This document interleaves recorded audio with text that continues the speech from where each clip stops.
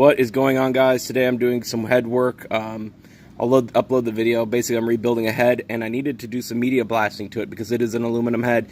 Now, I didn't have all the equipment and everything, but what I did have was this old punt gun lying around. So this is a gun for spring, basically bedliner. It was just sitting in the bottom of my toolbox.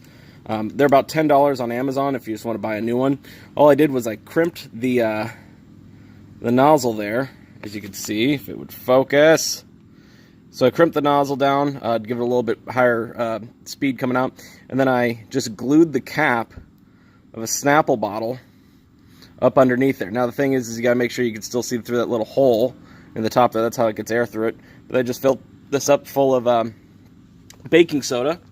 So just some Aldi brand normal baking soda, and you put that in there and hooked it up. Ran it just at full PSI off of my air compressor, and it cleans amazingly well. So check out this video of me basically doing a real quick cleanup on this head and some of the before and after shots. But for a $10 gun, definitely well worth it.